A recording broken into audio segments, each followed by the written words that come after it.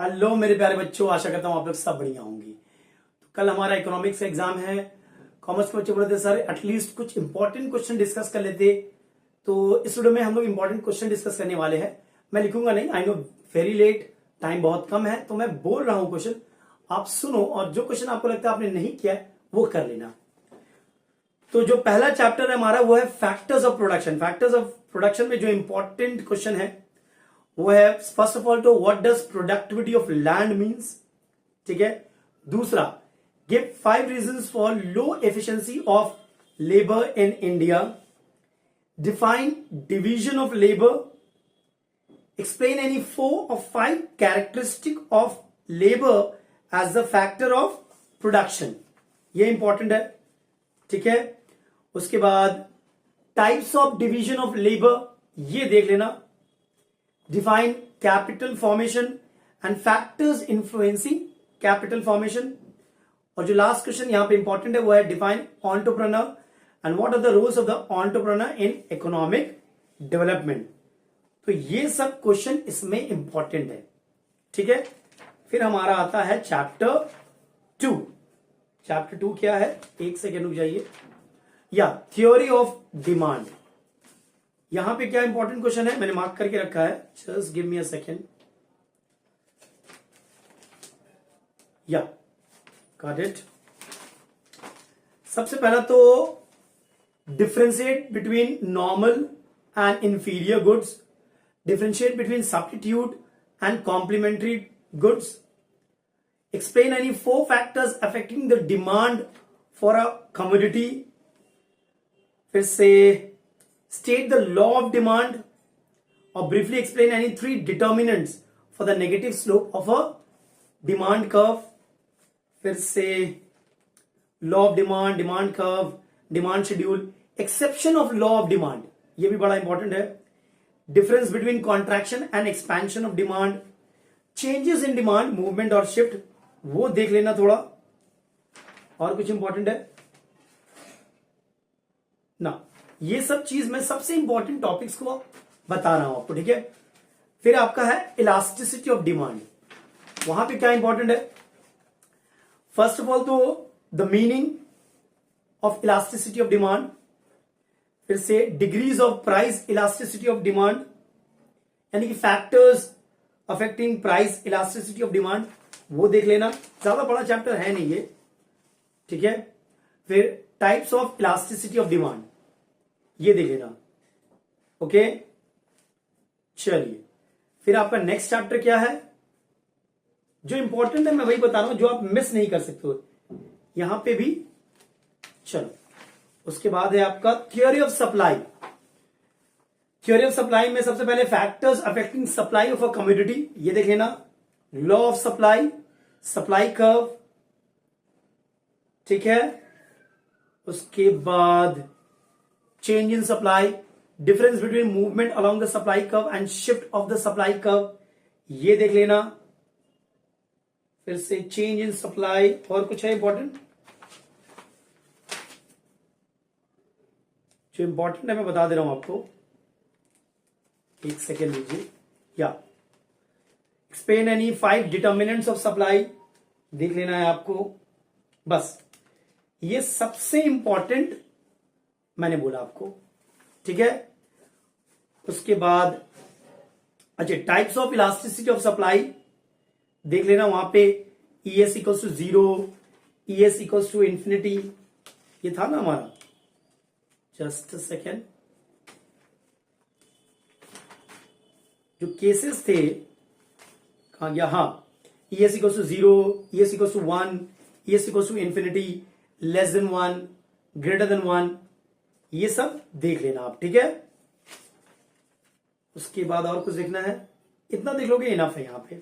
ठीक है। उसके बाद नेक्स्ट चैप्टर है हमारा, जस्ट अ सेकेंड, या meaning and types of market. तो मीनिंग ऑफ मार्केट देख लेना यहां से, जस्ट अ मीनिंग, या मीनिंग ऑफ मार्केट। अच्छा, meaning of at least 5 features from each: perfect competition, monopoly, monopolistic, और ऑलिगोपोली, ये देख लेना। Meaning and function of money, तो मीनिंग ऑफ मनी देख लेना, प्राइमरी और सेकेंडरी फंक्शन उसका देख लेना। उसमें और कुछ इंपॉर्टेंट है, जस्ट अ मिनट, सबसे ज्यादा इंपॉर्टेंट मैं बता रहा हूं, ठीक है, जो आपको करना ही करना है। चलो ये तो हो गया। उसके बाद बैंक आता है आपका, कमर्शियल बैंक, डेफिनेशन देख लेना, ठीक है। फिर से overdraft, discounting bill of exchange, money at call, difference between demand deposit and fix deposit, ये देख लेना। फिर से एक मिनट, हाँ, फंक्शंस, प्राइमरी फंक्शंस क्या है वो देख लेना आप। लिमिटेशन ऑफ कमर्शियल बैंक क्या है वो देख लेना। What is meant by credit creation, define primary deposit and secondary deposit, मैंने बता दिया होगा।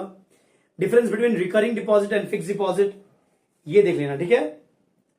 फिर से define a commercial bank, how do commercial bank mobilise deposit from the public, ये सब टॉपिक्स देख लेना। उसके बाद आपका आता है central bank. Just a second, मैं वही चीज डिस्कस कर रहा हूं जो बहुत ही इंपॉर्टेंट है, ठीक है, जो आप मिस नहीं कर सकते हो, ये सब आप मिस नहीं कर सकते हो, ठीक है। चलिए, उसका सेंट्रल बैंक में आप आ जाइए। सेंट्रल बैंक में क्या इंपॉर्टेंट है, आई टेल यू। यस, यहां पे मीनिंग ऑफ सेंट्रल बैंक, ये तो करोगे आप। फिर से, why is central bank called as a lender of the last resort for a commercial bank, ये बड़ा ही इंपॉर्टेंट है। उसके बाद, how bank rate controls the money supply in the market, ठीक है। What do you mean by credit reasoning, state two ways by which the central bank of the country acts as a banker's bank, ये भी question important है। How does the central bank act as a fiscal agent to the government, define central bank function, custodian of foreign exchange reserve, define demonetization, important है। Explain the function of the central bank as the banker of government, बड़ा ही important है। उसके बाद, how is commercial bank different from central bank, main function of central bank, ये सब चीजें आप देख लेना। डिफाइन डिमोनेटाइजेशन, उसका ऑब्जेक्टिव भी देख लेना, ठीक है। फिर से, उसके बाद पब्लिक फाइनेंस और पब्लिक रेवेन्यू में meaning of public finance, importance of public finance in an economy, difference between public finance and private finance, ठीक है। पब्लिक रेवेन्यू क्या होता है ये देख लेना। Differentiate between tax revenue and non tax revenue. फिर से, मैंने मेंशन है 3 purpose of taxation, 2 source of public revenue, 2 objective and significance of taxes, ये देख लेना, ठीक है। What is mean by progressive tax, meaning of GST, objective of GST देख लेना। फिर से 3 ऑब्जेक्टिव देख लेना। What is mean by proportional and regressive tax, ये देख लेना। डिफाइन डिग्रेसिव टैक्स, ये सब जो एक एक वर्ड का, एक एक लाइन का डेफिनेशन है सब, ठीक है। फिर से, difference between direct tax and indirect tax, ये देख लेना आप, ओके। फिर से, merits and demerits of direct tax, merits and demerits of indirect tax, ये देख लेना, ठीक है। और डिग्रेसिव टैक्स का एग्जाम्पल भी देख लेना आप लोग। चलिए, ये तो हो गया, जीएसटी का मैंने बोल दिया है, ऑब्जेक्टिव देख लेना आप लोग। उसके बाद आता है पब्लिक एक्सपेंडिचर। तो पब्लिक एक्सपेंडिचर में सबसे पहले आप मीनिंग, डिफाइन पब्लिक एक्सपेंडिचर, ये तो करना ही है। 3 difference between capital expenditure and revenue expenditure, ये देख लेना, ठीक है। उसके बाद, give 2 reason for an increase in public expenditure in recent time. उसके बाद, what is revenue expenditure, give two example, ये तो देख ही रहे हो आप। उसके बाद और कुछ है, फिर से explain 3 reasons for an increase in public expenditure in India, account for the consistent increase in public expenditure in India, ठीक है, ये देख लीजिएगा, there is a consistent increase। फिर significance of public expenditure in promoting economic development, ये देख लीजिएगा बस। उसके बाद आइए पब्लिक डेप्ट, पब्लिक डेप्ट में define public dept, differentiate between productive and unproductive dept, differentiate between internal and external public डेप्ट, ठीक है। उसके बाद वॉलंटरी एंड कंपल्सरी डेप्ट, उसका डिफरेंस पढ़ लीजिएगा। जितने टाइप के डेप्ट है, रिडीमेबल एंड इररिडीमेबल डेप्ट्स, फिर से डिफरेंस पढ़ लीजिएगा सबका, ठीक है। उसके बाद एक्सप्लेन 4 टाइप्स ऑफ पब्लिक डेप्ट, कोई भी 4 टाइप का एक्सप्लेनेशन आ सकता है। फिर से बस ये सब इंपॉर्टेंट है, ठीक है। फिर आता है आपका inflation, what is inflation, what is the meaning of cost push inflation, effect of inflation, demand push inflation, cost for cost put inflation दिया हुआ है, ठीक है। Cost for demand pull inflation, ये देख लीजिएगा। Define price index, what does consumer price index and wholesale price index mean.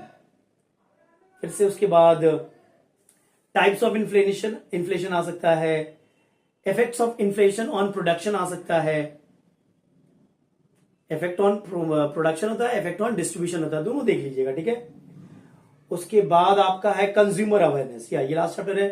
Definition, definitely, duties of a consumer, rights of a consumer, full form of BIS, PIO, PDS, DMI, RTI, COPRA, 2 features of COPRA देख लेना, features of RTI देख लेना, define food adulteration, harmful effect of food adulteration देख लेना, explain any 3 ways by which an entrepreneur contributes to the economic development of a country, कर चुके हम लोग, इंपॉर्टेंट है।